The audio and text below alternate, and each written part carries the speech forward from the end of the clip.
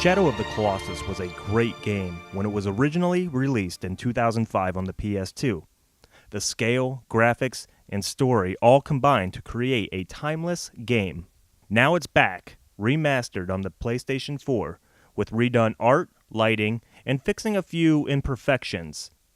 Though not all the flaws were fixed, but that doesn't stop this game from being one of the best games still to this day on a current console.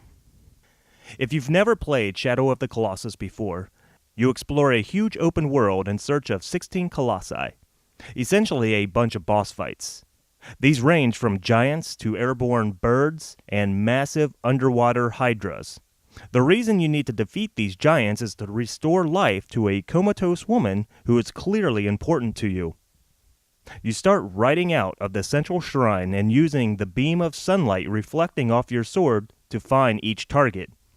When you finally run into one of these beasts, you will be blown away. From the way light drips through the forest to the swaying clumps of matted hair on the Colossus to the textures on your character's cloak. It's clearly one of the best looking games on the PlayStation 4, and if you own a PlayStation 4 Pro, it looks even better. This remaster also does a fantastic job of fixing some of the problems of the 2005 original, while completely modernizing the entire experience to our 2018 standards. The frame rate no longer buckles in the presence of a particular massive Colossus, and when you set it on performance mode on the PlayStation 4 Pro, it maintains a solid 60 frames per second with minimal sacrifice in quality. You can see all the way to the horizon while riding across the vast open world, which gives you a sense of scale not present in the original due to hardware limitations.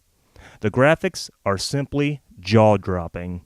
The new control setup remaps the jump and grab buttons, which makes it feel more natural while playing. Now, not everything was fixed. The remapping of the controls makes more sense, but your character can still feel floaty when jumping and trying to grab onto ledges, or colossi. Combine this with a camera that occasionally gets lost while climbing a colossi or while hiding in a cavern, and it hinders your view. This can be very frustrating and can lead to you falling, possibly to your death.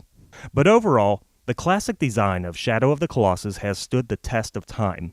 Each of the 16 colossi are puzzles, and they ramp up from simple as you begin to learn the controls and mechanisms to deviously challenging and complex by the end.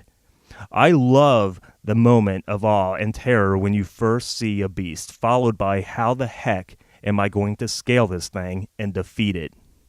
Likewise, having a minimum set of tools at your disposal, only a sword, bow, and your horse, means that you need to master each one in order to take down the beast. There are some upgrades that can be gained by completing the optional time attack modes, such as stronger weapons, different colored horses, and even a parachute that aids exploration.